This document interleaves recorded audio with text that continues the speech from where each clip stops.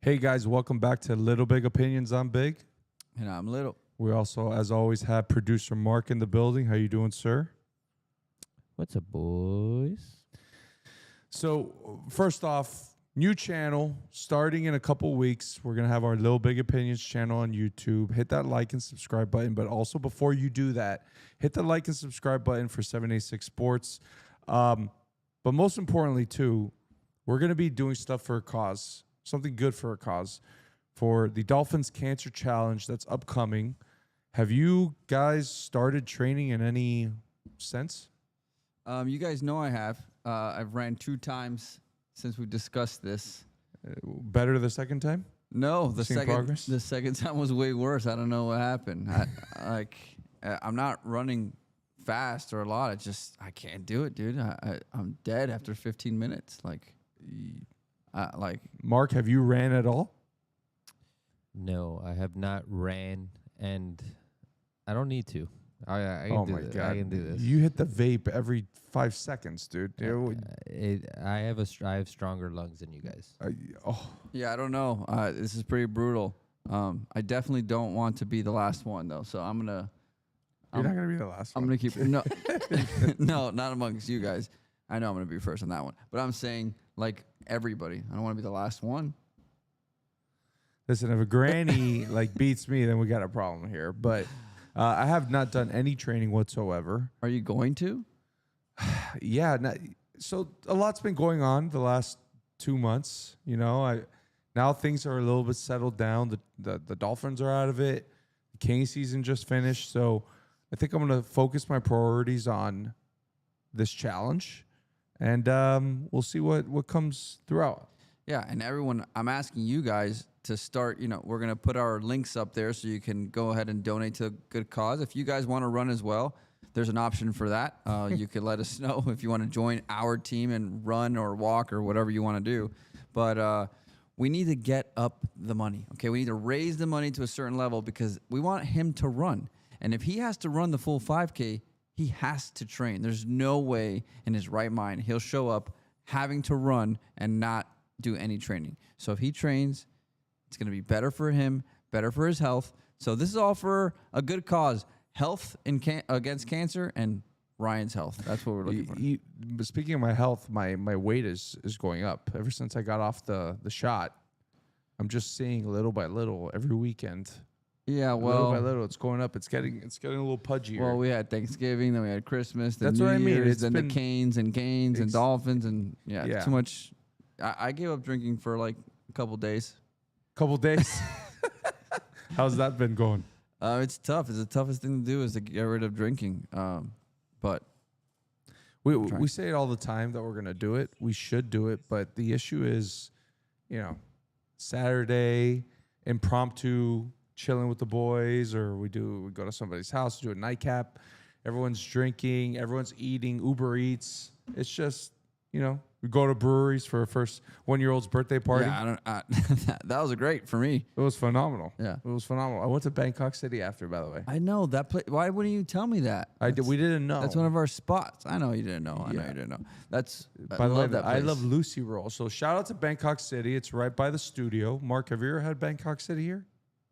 Bangkok, the one right there on Bird? Right here? Oh, my. I love that place. It's so I good. love that She walks place. in and she goes, "Hi, honey. How are you?" That's very good. We She's get so in, nice. we get in there, we sit at the bar, and we're like, "Oh, we just want to order to go." I love Lucy Roll. I've always said that's my favorite roll. It's lost some steam, but there's this tuna roll that's there now, like a tuna super roll or something. Absolutely delicious. You With know a consomme on the side. You know it's a Thai restaurant, right? Yes, because their pad thai is phenomenal. Yeah, their pad thai, their massaman chicken curry, also fire. Never had that. Yeah, I know it's a Thai place. You go get sushi there. Why is it that pad thai, when it comes out of the kitchen, always smells like a wet dog? Have you noticed that? No, I But wouldn't when you- eat it if it did. But when you eat it, it doesn't. It's delicious. I hear you on the... Right? It's got this distinct smell that you're like, it's not appetizing, but then when you put it in your mouth, Yeah, I disagree wholeheartedly. I think I love everything about pad thai. It's delicious. It smells great, and it's so much food in one, and I can never stop eating. And then after that, my stomach hurts. Speaking of stomach hurts, so yesterday was the Natty. Just heartbreaking. First of all, congratulations to Mario Cristobal and the Miami Hurricanes. You guys, what you did this year was absolutely incredible. The run that you went on in the college football playoffs, you had this entire city buzzing. Something I haven't seen in such a long time. And shout out to everyone in the organization and program. And congratulations to IU, Coach Signetti, Fernando Mendoza. They deserve all the praise in the world. They did it in a class way, except for one person at the end of the game with Mark Fletcher. But nonetheless, congratulations to them. Congratulations. But let's talk a little bit about this game. First of all, what a shit show it was to try and get tickets to this game. Yeah, I mean, I was looking to the very last moment thinking that prices would go down. Prices continued to go up, which is nuts because you paid a hefty penny to be up in the 300 level, and I thought, oh, that's going to come down for sure, and it didn't. It was, like you said, a buzz in the city. Everyone cared, and that's kind of the important thing to remember now that we have a Miami Dolphins podcast is Miami is a football town. Like we've seen 2 championships with the Marlins. We've seen 2 championships with the Panthers. We've seen 3 with the Heat. It's not a basketball town. It's a football town. And the Miami Hurricanes took us back to some of those glory days, and we're just begging and thriving for it. I was so sad because I left Sarah's house, and I drove by La Carreta, a very empty La Carreta, and I was just thinking, oh, what could have been? But the game, though, Ryan, Indiana, I've never seen in the NFL or college such a sound football team on all facets of the game. It was just wild. I've never seen Malachi Tony not break a tackle. They every time they got a hand on him, they tackled him. No? They did, but towards the end of the second half, Malachi Tony was running loose. Yeah. He is spectacular. For sure. There's something about him. But yes, they don't make mistakes, them being Indiana. They don't make mistakes. They started to make mistakes towards the end of the football game. When they did that, they had that false start. It was 2nd and 1. They're about to score and put up 2 scores, and it's going to be over. They do a false start. We hold them to a 3rd down. We hold them to a field goal. And then it's 2nd and 10. Carson Beck, personal foul, roughing the passer, and you're thinking, okay, you're at the 35 now. We got to the 48-yard, our own 40 or their 48-yard line, and you think that it's all there. There's a lot of things that happened during the game. In my opinion, they dominated us in the first quarter. In the first half. We could not do anything on 3rd down all game long, and 3rd down was the money down for Carson Beck and this offense throughout the playoffs. The other thing is we kept running it up the middle, and they kept stuffing us the entire time. That number 4, that linebacker, there's a couple people that were on the field yesterday that I think the Miami Dolphins should absolutely look. I don't care what their combine is, but D'Angelo Ponce, local kid, Chaminade. Pond, right? Ponce. Okay. He is a smaller cornerback, but this is somebody that played with Jeremiah Smith at Chaminade, would absolutely go against him, played well against Jeremiah Smith in the Big Ten championship game. And every single time that you put on a game, he's making plays. He's the one that had the pick 6. Yesterday, he was all over our receivers. I thought he got there a little early from my perspective, but I was also in the heavens. So he's an absolute player. The Fisher kid, the linebacker, number 4, is a stud, and he's one of the smartest players that people talk about. That his ingenuity and what he knows about his football IQ, go get somebody like that. These are winners. These are people that we should go be part of our organization. Same thing with Francis Mauigoa. When they ran it to the right side, the Canes, what does Mark Fletcher do? 57-yard touchdown. Just running it through the outside. It was hard for you guys to see, but if you're watching from home, those refs did not call anything. They let absolutely anything fly. Big 12 crew. Yeah, so when there was a penalty, it was pretty egregious because there was no pass. They're like, we're not calling pass interference today. And they didn't call it at all except that one play where the guy didn't allow him to turn around on that big Fletcher play. I know Malioga is a great guy, a great player, but he was holding he was holding him, and he got to the corner, and he was able to score. All the big plays happened on kind of like non-calls, so except for Mendoza's Heisman moment, which we can talk about in a little bit. But you know, I get it. It seemed to me like, you know, the Indiana was that much better than Miami, but in reality, I don't see it that way. I see that the Miami Hurricanes let them off the hook. I think they're the ones that missed the field goal. They're the ones that had those third down penalties that allowed the drives to keep going when they were begging them not to have it. And the big interception at the end. How And about the block punt? Block punt. I mean- Like, that's 7 points right there, and you lost by 6. So, I don't know. Miami Hurricanes, you had a great season. You left a little bit out there. It should have been you guys. That's what I think. We don't want to call anybody out here, but Alex Bauman, what are you doing, dude? What are you doing on that block punt?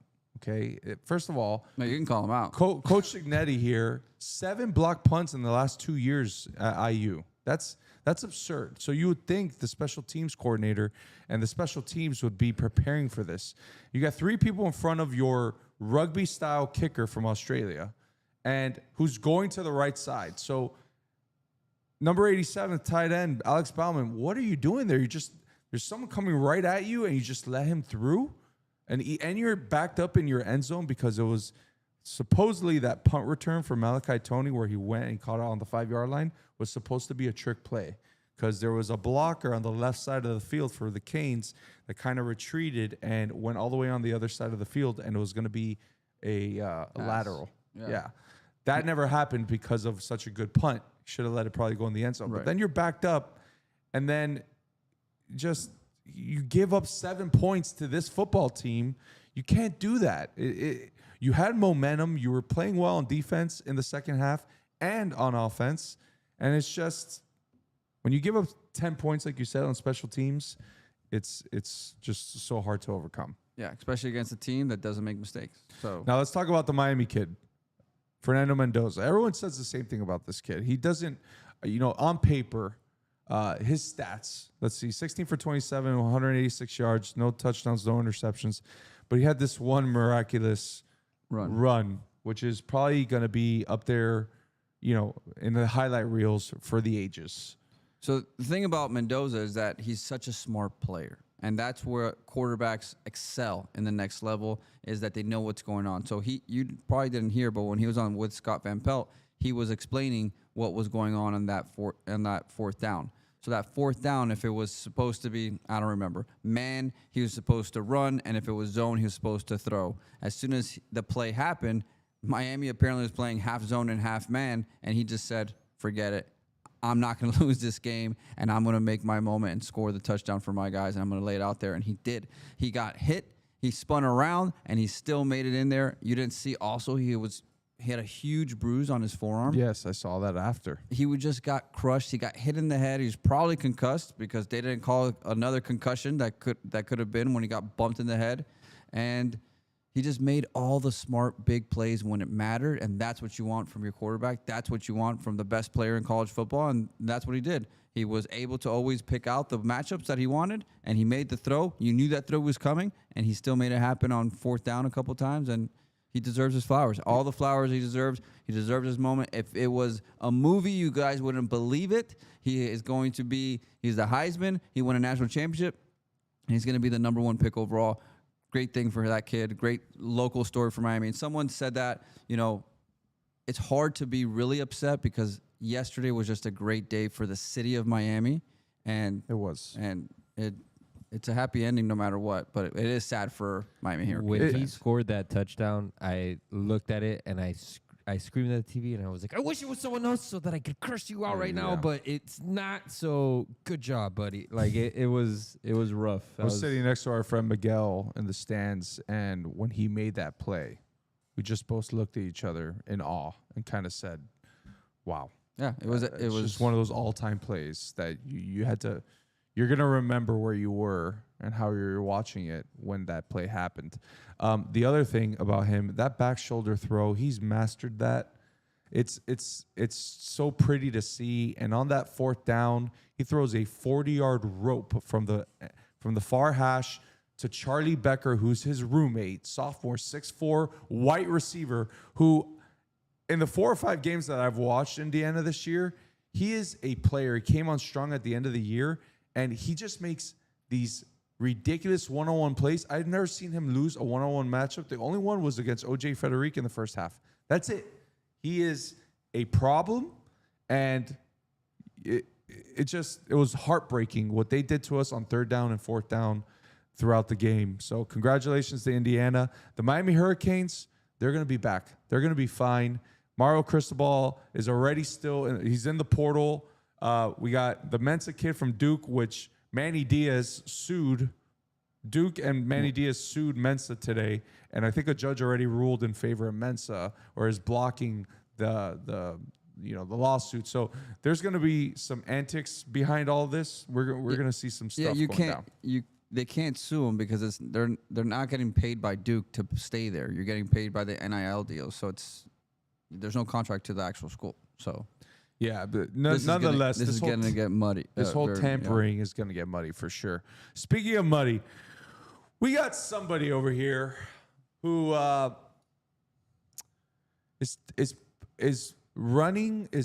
dragging the Miami Dolphins organization name through the mud. Organization, fandom, everything. I mean, talking about the city, saying F the city, talking about Stephen Ross. So there's this gentleman by the name of Dan Soder. He is a comedian, a hack, if you want to call him that. Okay, he's a popular guy. He has a couple specials. It doesn't matter.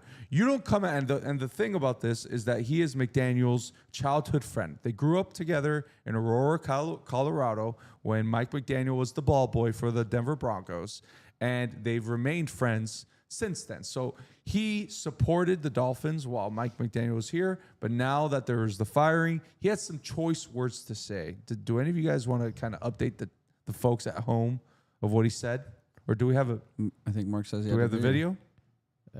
No. I kept on saying it was crashing when I was okay. playing it. Okay. So. Got it. All right, so I'll summarize it. Basically, this guy goes out and defends his friend. I understand that. He goes and attacks the organization and says that the organization is a terrible organization, specifically the owner.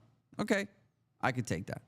Then he continues on. He says, Troy Aikman was on Monday Night Football talking about him, and you could tell that he doesn't like him, so F him. First of all, what did Troy Aikman say on telecast that wasn't true? It's not like he was going after his manlyhood or if he was calling him names or anything like that. He was just saying the truth and the fact about how he was coaching at the moment and how he needed to be better. No fault of his own. Then you go and attack the fans. The fans of Miami. We did nothing to anybody, okay? You're going to come out and you're going to tell us that we don't know how to be fans? We've been football fans forever. This is a football town, Dan Soder. I already told you that, okay? We are here and we know what we're doing, and I can tell you that Mike McDaniel was the biggest failure that could ever come through this freaking organization. And he's a guru, an offensive guru, but he couldn't figure out third and fourth and one. Like, what are you doing there? What happened to Mike McDaniel is very simple. It will happen to everybody that comes around here. Miami, the city of Miami, took that guy, put him in his mouth, chewed him up, and spit him out. He had no idea what to do. He came in in his suit with his glasses and his nice little things, and he walked out with a Bentley and a Breitling watch and all his shoes Special and edition. all the fancy stuff. He got caught up in the glitz and the glamour. Miami isn't the glitz and the glamour. We're 786 Sports, okay? We're here in Westchester. We're here in Sweetwater. We're here in real Miami. All that stuff is fake, and he fell for it, and he couldn't build a culture. He couldn't turn it around. He couldn't change it. It is what it is. He's now with Herbert. He's going to have a great career. Just leave us alone, okay? We're in it with a mess that your friend left it in. Listen, you call us a shit organization, that's fine. Listen, we may be a shit organization, but you don't have any right to say that, okay? Us Dolphin fans can say that. You're a 49ers fan, okay? It's very easy for you to call all the organizations shit organizations, you freaking hack. Now, the other thing... Wait. A 49ers fan who grew up in Denver. Yeah. So, come on, dude. A little flaky. Yeah, we're calling you out. Dude. Leave us out of it. Your friend messed us up and left us in a worse place than we were before he got here. It's a results-oriented business. You said that it was unprofessional what Stephen Ross did. You know more than anyone, right, that it's results. If something happens and from one day to the next, it is what it is. There's no loyalty and stuff in this business. If you go 7-10 and you miss the playoffs the last 2 years and you have a shit show in the locker room every year, we need different. We haven't won a playoff game in 25 years. We don't have the opportunity to remain patient for innovative offensive minds to make their way. Unfortunately, his head coaching career was put to a halt because of how he had in-game decisions, clock management, and just what he had in the culture of the organization and the locker room. So listen to me here, all right? Mark Norman is way funnier than you. You're a hack. Keep Miami Dolphins out of your mouth, okay? No holama, and go back to your 49ers, and you are the bad luck charm. And Katie Nolan, I don't know what she sees in you. She's a very good-looking lady. She's very smart, and you're a jerk, so piss off. He's dating Katie Nolan? Yes, I think he's engaged to her. Well, he also has a really interesting story of when he was a kid, when he first started smoking cigarettes, that he was still playing with action figures, like little wrestling figures, and he like finished a match and then went outside and started smoking a cigarette. All right, well, why would you say that cool story? See, that makes me like him a little bit more, you know? but you just can't come after Miami Dolphins organization and the fans and the city of Miami to say F Miami. No, F Miami. I mean, get the hell out of here, dude. Specifically about the fans. Like, what did you attack us for? I don't understand why you had to do that. I don't get it. Listen, you could attack me because I didn't support McDaniel towards the end, but F you. I have more, stuff invested in this football team than you do. So don't come after us, all right? You piece of crap. You hack, all right? This is a huge podcast, and we can bring you down. Okay, all right. So let's move on. The Miami Dolphins, there's a turning point, right? We hired our general manager, John Eric Sullivan, and the Miami Dolphins have a new head coach. They have hired Jeff Hafley from the Green Bay Packers. Chris, what are your thoughts? All right. Well, I know you weren't paying attention, but I quickly got on to Instagram. You were busy. You were at the game. Oh, yes. So I quickly got on because I got a bunch of texts about this. This was the worst kept secret in the NFL, okay? As soon as Sullivan was named the general manager, Jeff Hafley was the number one. I mean, everywhere that you read, if you're following anybody that follows Miami Dolphins, Jeff Hafley's the name. Now, everyone asked me, do I like the hire? I'm going to tell you this. I have no idea if this is going to work out or not. But I do know that we asked to clear house, okay? The Dolphins did that. They cleared house. There's no one left, okay? There's no GM. There's no head coach. There's no quarterback. There's nothing. Sullivan now has his spot, and you think that he's been waiting all this time and he doesn't know what he wants in a head coach? Give the guy a chance, okay? Jeff Hafley, yes, he's a first-time coach in the NFL, but he was a coach in Boston College, so he was a coach of a program which is a little bit more than what it needs to be done in the NFL, okay? He knows what it takes to run an entire organization, and he knows that he needs a coach of the offense, a coach of the defense. The problem sometimes with these new offensive guys, Ryan, is that they only want to focus on the guru part of their offense, and they don't do the whole team. Jeff Hafley has all the same things that Mike McDaniel had as far as loving film and loving to coach, and all the players. You could have thousands of players that say how much they love playing for this guy. Let's give him a chance. What do you think? I was one of the naysayers. I wanted a big name. I'll be honest here. I wanted somebody with head coaching experience. I wanted the Harbaugh. I wanted the Stefanski. Potentially the Sean McDermott was very intriguing to me. The Bills let go of Sean McDermott after what just happened in the divisional round. I was interested in him, but the more I read into this guy, Jeff Hafley, of course, this is just Dolphins delusion. We're setting back in. What I appreciate, you sent us the article, and I did some more digging on him, is all of the ex-players that he's worked with, even including current players like Micah Parsons.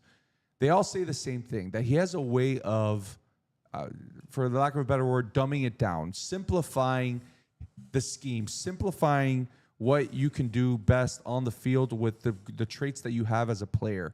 I think it was Logan Ryan or somebody else that worked with him that said he revitalized my career. Richard Sherman has nothing but great things to say. And Richard Sherman, by the way, is someone that's is a skeptic, right? He's a criticizer.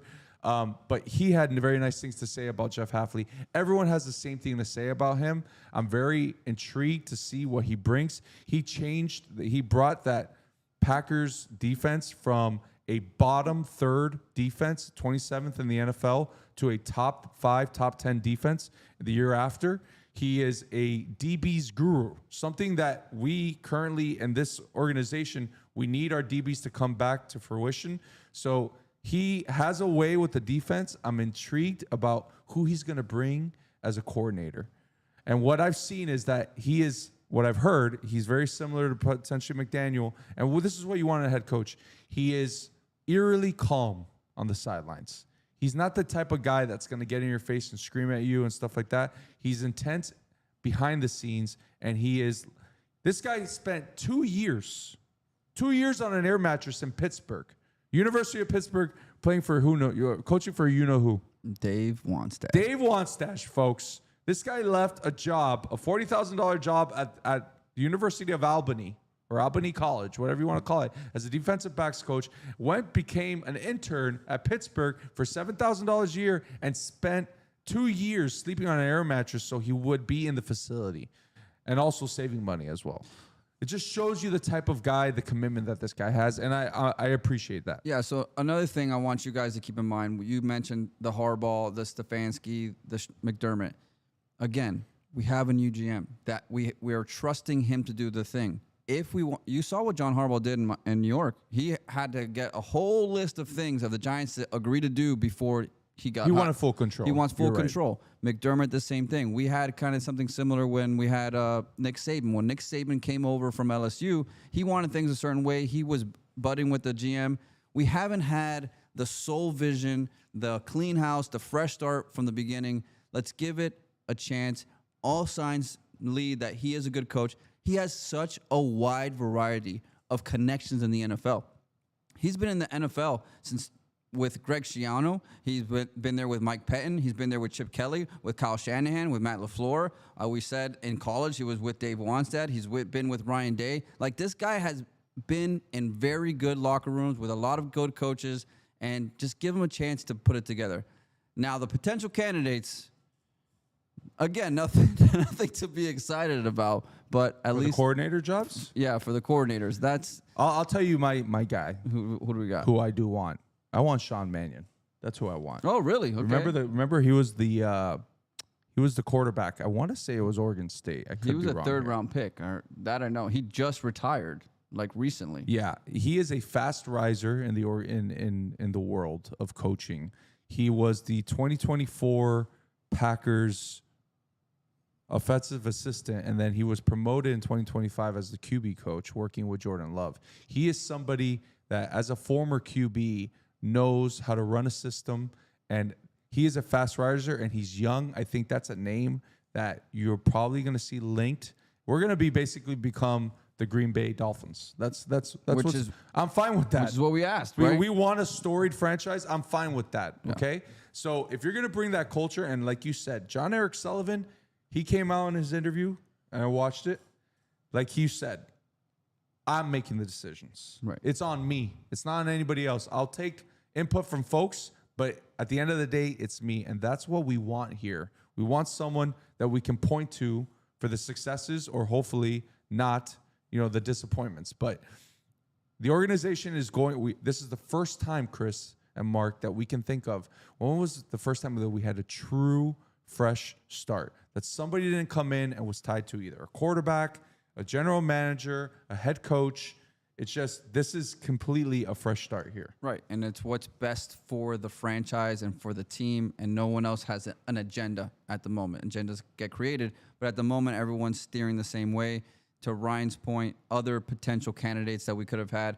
So DolphinsTalk.com, Simon Clancy, who also has 3 yards per carry, he put out some names. I'm not going to go through all of them because it's a lot, but we'll just stick to the coordinators, the possible coordinators coming from Green Bay.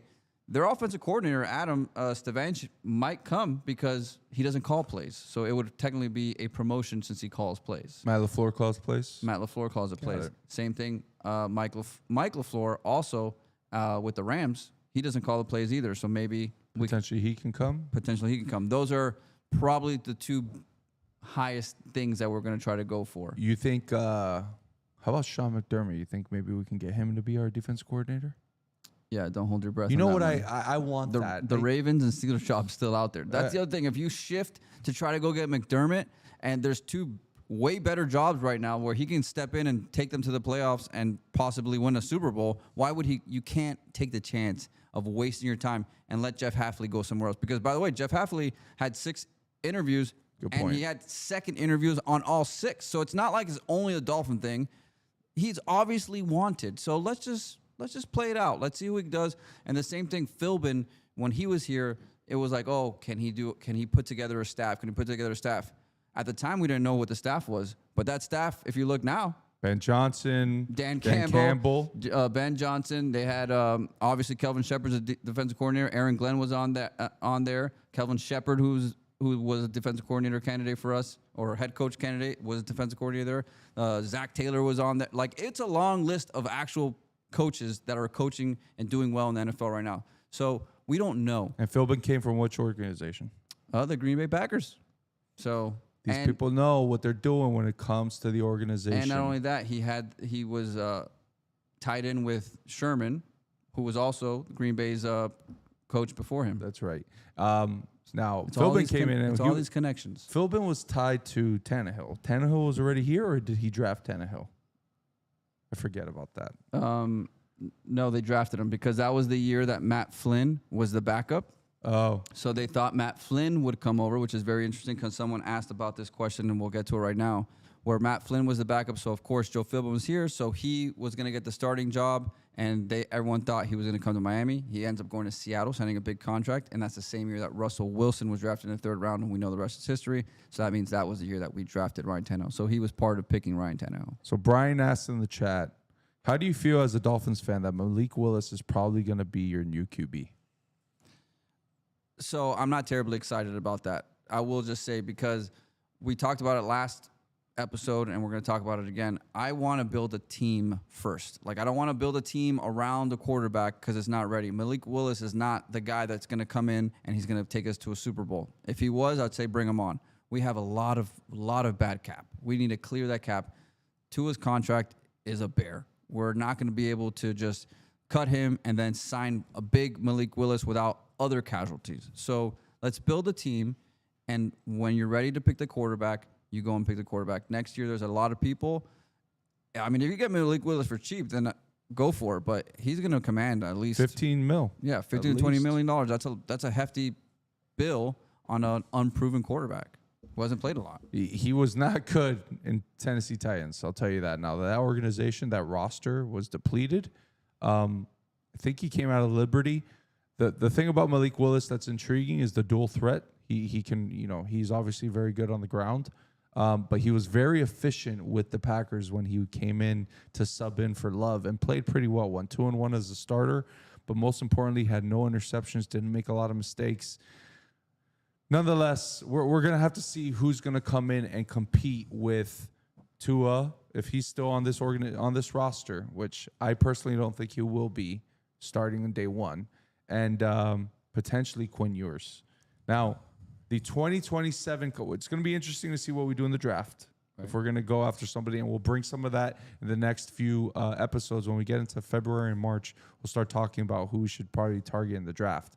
But 2027 class, the 2027 draft class is the intriguing QB draft class because you have Arch Manning, Dante Moore, the Sorsby kid who's at Texas Tech. You have Chambliss if he's not coming out and wins his lawsuit. There's a bunch of people that are looking at that class to be much heftier than the class that's coming out this current fiscal year. This current draft class. Okay, so some other news that came down the pike today. Mike McDaniel is the Chargers offensive coordinator. You kind of mentioned it. They hired it. So I just wanted to kind of talk about this. He's going from Tua, and then now he's starting with Justin Herbert, with under Jim Harbaugh, and yeah, what a home run hire, in my opinion, for the Chargers. Yeah, it's a scenario of what could have been in the Dolphins universe if it was the other way around. We did that whole thing with Dan, but like I wish Mike McDaniel all the best. Like he's going to be a successful offensive coordinator. There is no doubt about it. He knows how to not call plays. He knows how to scheme plays, and he knows how to make a game plan. The in-game stuff is what he needs to work on, and he might as well figure it out. And he's going to with Jim Harbaugh, who's a hard-nosed type of guy, and he can learn some things from him. Of yes, you could be collaborative and you can, be helpful and buddy, but there's a certain time when you need to put your foot down, and he can learn that from Jim. And hopefully, his second time, he'll do better off somewhere else. I wish he could have been our offensive coordinator. That I would take every single day. I was just tired of seeing him be the head coach. So again, I wish him nothing but the best, and I expect them to do big things there. And if they don't, then Herbert and McDaniel are going to have no other excuses. I don't know what to tell you. Yeah, they have a good offensive line when they're healthy. They have a good running game, good coach, good defense. He's got a premier quarterback now that he can play with. They just need some weapons on the outside, and that could be a very scary team for next year. We say that every year about we them. do, but Mike McDaniel and Justin Herbert is going to be very intriguing. What do you think they're going to do on 3rd and 1? Probably you'll make the fullback go out wide and just one-on-one with Amari Hampton. And then a reverse with a pitch to Johnny. Yeah, who's number 1 for them? The wide receiver? The little guy? Yeah. Number 15? Number 1. McConkey? Sure. Ladd McConkey? Ladd McConkey. Reverse Ladd McConkey going the other way, and then they get stuffed. That's probably what it's going to be. All right, we had the divisional round this past weekend. It was good football for a couple of the games. Let's start off real quick. So the first game of the weekend was the Bills taking on the Broncos at Mile High in Power Field. Let's talk about this. There's a lot. It was back and forth. Josh Allen, the Broncos were leading the game most of the game, but then of course Josh Allen comes back. It goes to overtime. The Broncos stop the Bills. The Bills stop the Broncos, and on the next possession, the Bills, I think it was like 3rd and 10. Josh Allen goes deep to Brandon Cooks. Yep. Brandon Cooks comes down with the ball, and then out of nowhere, the defender makes a great play and takes the ball away from Brandon Cooks. They didn't even – I want to talk about the review here. They didn't review this play. There was no review. That's what McDermott was so upset about. But why? So they did review it, but very quickly in New York. They didn't stop it, and they had determined that the call on the field was correct, and they saw enough on tape that they were fine with it. You have to give more of an opportunity. This is such a big moment that, come on, throughout the year, there's just nothing but reviews. How could you not do this in one of the biggest moments of the season? I personally thought it was a catch, in my opinion. I personally thought it was an interception. If we were a Dolphins fan and Brandon Cooks is on our team and that happens to us, we are absolutely saying it's a catch. Slow-mo, he comes down with it, he has possession, and he hits the ground. He's down by contact. But he didn't finish the play. Like, you have to finish the play, and it wasn't. It's not like he's down and the guy ripped it out of his hand. It was one momentum of what happened. They got into a little jostle, and he picked it up. There was no stopping. There was no momentum stop at any point, and the ball ended up in the defender's hand. The rule is you make a catch, you have possession, you hit the ground, you're down by contact, it's a catch. I don't think that's the rule. That's a rule. That's absolutely the rule. Well, it's kind of like when you bobble the ball, right? Like when you hit the ground and you're bobbling the ball. There was no bobble here. I understand, but I think that's the same. It's the same concept. He's like using an if example. if you bobble the ball and you catch it, it might be a catch. But if you bobble it and it falls on the ground, it's not a catch. It's the same concept. They both had possession of the ball when he was down. They both had. Tie goes to the runner. Right. So here, well, the ball never lies, right? Because Bo Nix is out of. Oh, you think that's what happened? Hey, ball never lies, bro. They're like, you don't deserve. You mean bone it. never lies? He fractured a bone in his ankle. So in a video that I watched 600 times, and I don't understand how it happened. So Ryan only gave one part of the rule. The next part of the rule is you must perform a football move. So what does that mean? Turning upfield, tucking the ball, taking an extra step, reaching for the goal line, avoiding a defender, or clearly maintaining control long enough to establish possession. That's that one he didn't. And then special rule going to the ground. The receiver falling while making the catch, they must maintain control all the way through contact with the ground. So that's if the ball bobbles, obviously. So with those rules, it's not a catch. Then the Broncos come back. They get all the penalty calls. The one on Taron Johnson was absolutely terrible. That offensive, that pass interference on the sideline in number 7, that was a terrible call. And that's when it started. Then the one on Tre'Davious White on the 5-yard line, I agree, that was pass interference. But at that point, the game's over. It wasn't over yet because they're on the 40-yard line. It's just what an anticlimactic way to give the Broncos at home this essentially here's what you didn't mention. Trip to the AFC Championship game. Here's what you didn't mention. In the first half, I sent a text that no one responds to. Is Josh Allen overrated? Then I go to dinner, and then the chat goes off even more. So obviously Josh Allen made a huge comeback. But he had 2 interceptions, and he had 2 fumbles. And at the end of the first half, he throws the ball backwards. I don't know what you're thinking of doing. You gave up 3 points right there, and then to start the half, then you fumble the ball again and give up another 3 points. So he single-handedly gave up 6 points, and that's not counting the 2 other interceptions of just bonehead plays. So you can't do that against the number 1 team in the AFC on their home field, and they're a top defense. Josh Allen got to be better. I'm going to say you got to be better. Put up 30 points. And at the end of the game, you're going to cry? Yeah, let's talk about that. Let's talk about that. If this is Tua Tagovailoa and he's weeping like Josh Allen is, I get it. He deserves to weep. That's going to be the argument because he's so good. He's an MVP. But to weep like that, dude, what do you want that from your franchise quarterback? Listen, I'm an emotional guy, but I don't want to see you weeping. First of all, he was sitting by himself the entire game because it was kind of like the pitcher, the pitcher that's going on a no-hitter. You don't want to talk to him because you haven't gotten past the divisional round in 5 out of the last 6 years. But we got to start talking. He's kind of reminded me of John Elway. John Elway at least went to 3 Super Bowls and lost them. This guy can't get over the hump. And at a certain point, I get everyone talks about he doesn't have receivers and stuff like that. He has the number 1 rusher in the NFL. And you have a defense that kept you in the game. You had 5 turnovers. Yeah. This one's on you, big guy. So for you to go and cry and feel sorry for yourself, get out of here, dude. You deserve the criticism. We've been rooting for you over here, and you let us down. That's probably why. It's probably why you lost, because Ryan was rooting for you. It's not Ryan Jinx. Next up, the 49ers going to take on the Seattle Seahawks. Seattle pummeled the 49ers 41-6.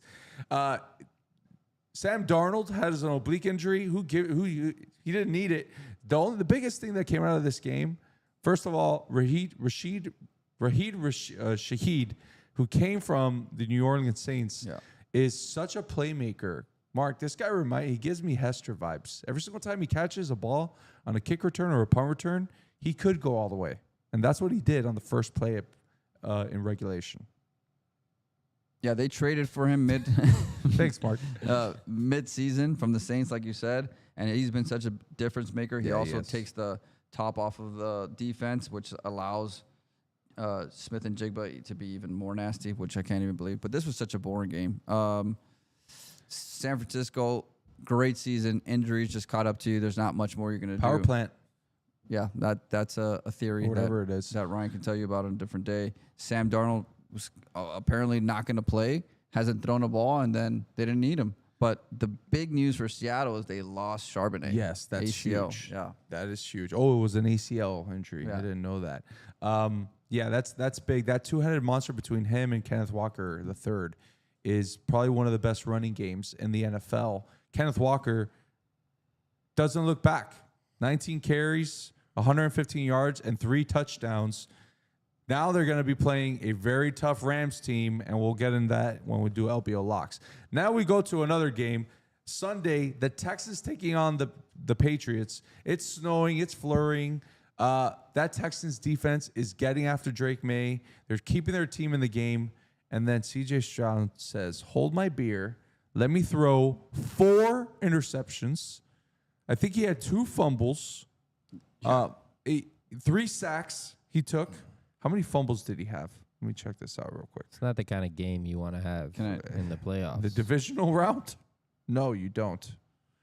He almost lost them the game against the Steelers. He was constantly he does this thing that he tries to throw it out of bounds, but he doesn't. And he's just throwing interceptions. He's so careless with the football. And that defense in the Texans was a championship defense. C.J. Stroud is not 20 for 47.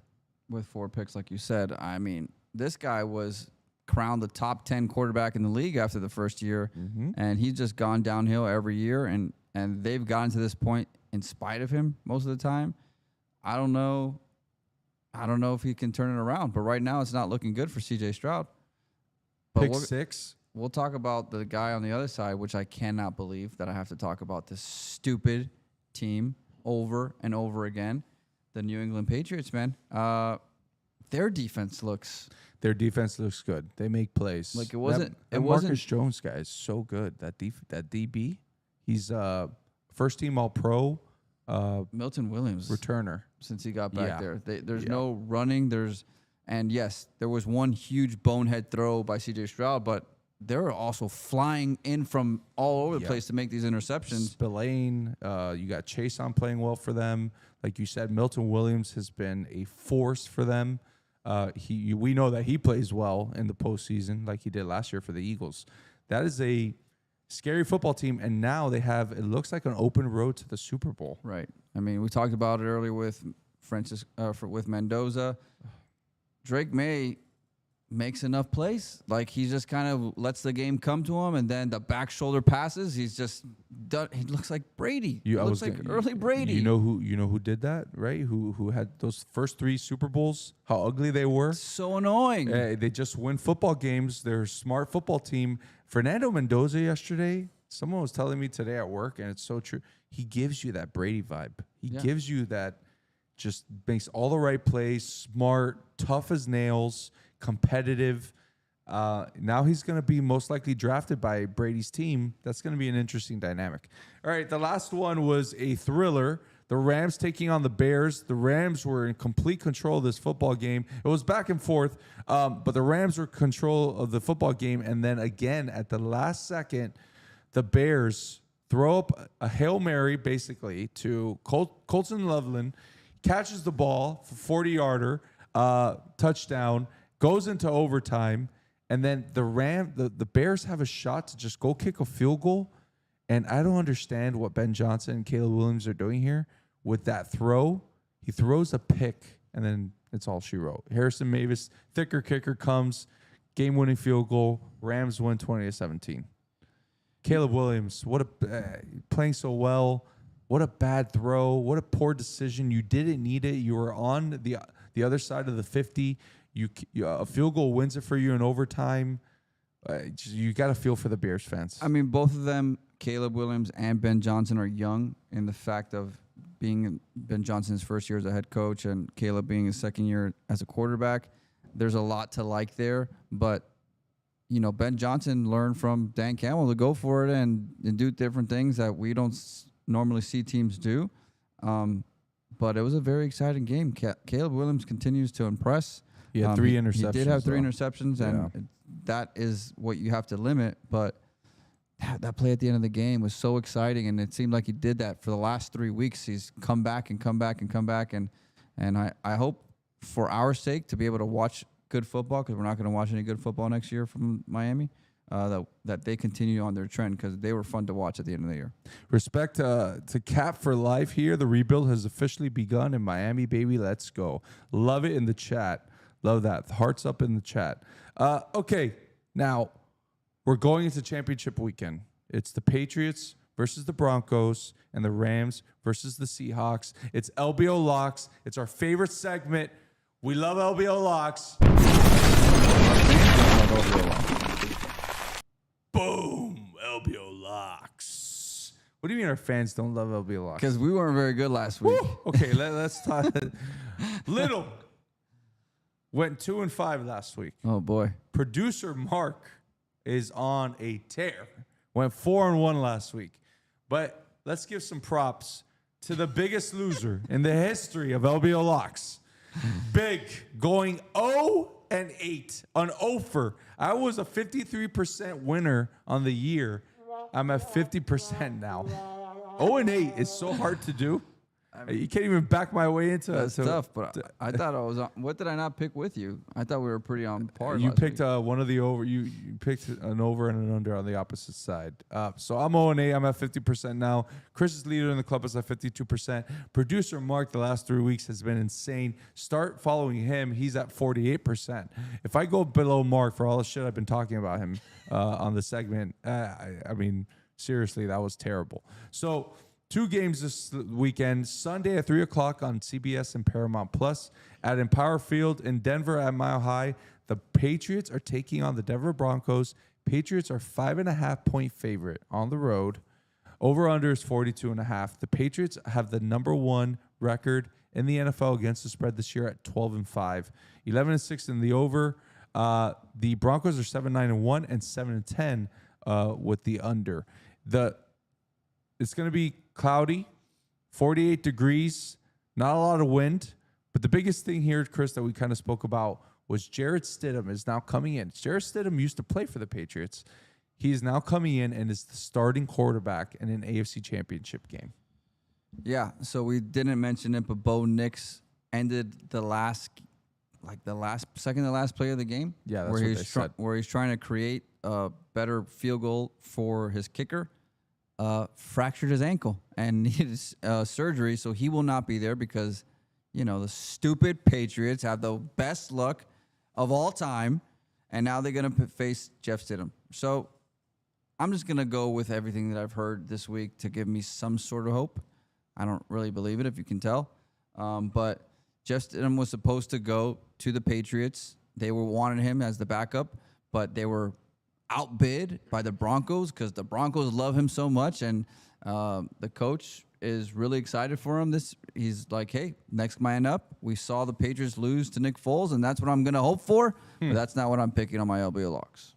So you're going with the Patriots at 5.5 points. I'm going with the Patriots 5.5 points. I like it. The Patriots are 8-0 straight up on the road this year. That's absolutely incredible. Denver is 4-0 all-time at home against the Patriots in the postseason, by the way. Producer Mark, who do you like here and why? Everything's telling me to pick the Patriots here, but my one loss last week was because I refused to pick the Patriots. I also picked the Broncos to make the Super Bowl. You're right. Both the Broncos and the Sea Chickens. So, yeah. Chalk talk. I noticed later on that they were both number 1s. Yeah. So I was like, okay. Hey, it worked out in March Madness last year. Yeah, that doesn't happen very often, so that's fine. So I'm gonna stick with my original. I don't know how they're gonna do it, but I'm gonna pick the Bronchies.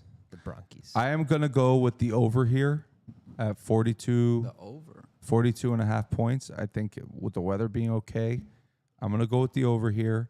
And I will also be taking, 5.5 points is a lot of points. Denver Broncos have a good running game.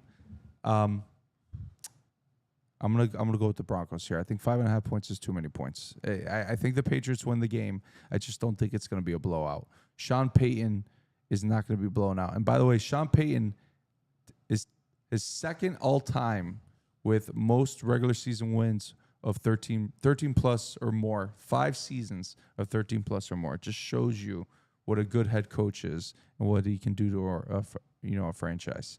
Okay, so last game of the week. Last game of the championship round, the Los Angeles Rams taking on the Seattle Seahawks. This is pure popcorn, folks. Seahawks are a 3-point favorite at home. Over-under is 47.5. This game is at Sunday at 6:30 p.m. Eastern on Fox at Lumen Field in Seattle. Let's go through. So against the spread, the Rams are 10-7. Seattle is 12-5. Over under 10-7 for the Rams. Seattle is 9-8 with the over. The weather is going to be typical Pacific Northwest football weather, cloudy with light rain showers expected throughout the evening and a high of 43 degrees. This is the rubber match. They split the series. This is divisional foes. They split the series in the regular season. Seattle is 8-1 straight up at Lumen Field this year. The Rams have been excellent road warriors, 6-2 against the spread on the road this year.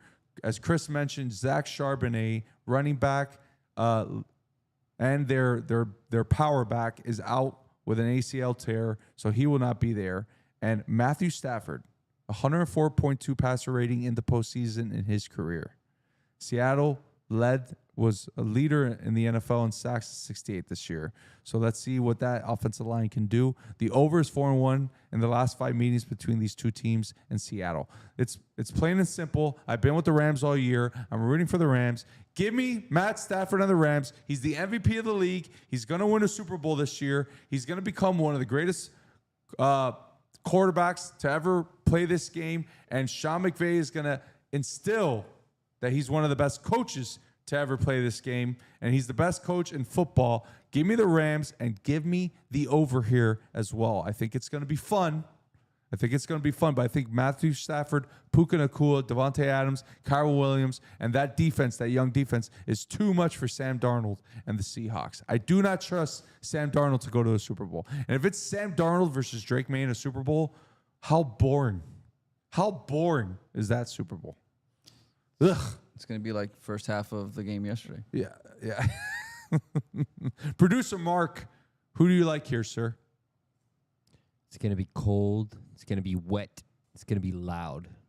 Give me the Sea Chickens, baby. Well, I've lately come on to LA. They have not looked very good the last 2 weeks. Matthew Stafford had no touchdowns last week, but they did enough to win. And I'm going to stick with the Rams. And I'm taking the Rams. Man, that's all she wrote. And I will say that I need to correct myself because unlike this guy over here, I don't mind if you correct me. Jarrett. I knew it's not Jeff. It's Jarrett. Yeah, I didn't want to say it. You should have done it. Well, but you're going on a roll, and I don't want to be like, oh, it's Jarrett. It's Jarrett. But yeah, completely fine. It's Jarrett Stidham. Do you know where you played college ball? No. Auburn Tigers. Oh, that's right. All right. Folks, again, thank you very much. We'll see when we come live again. Go to Little Big Opinions, our YouTube channel. Hit that like and subscribe. Well, hit the subscribe button. The more subscribers we get, the more that we can go live in the future. So, but also hit that subscribe button if you have not done so for 786 Sports. Again, Dolphins Cancer Challenge. We'll be showing the links where you can go support this wonderful cause that is fighting cancer. And again, we appreciate you guys. Love you guys very much. Take us home, sir. We got no sponsor, so sayonara.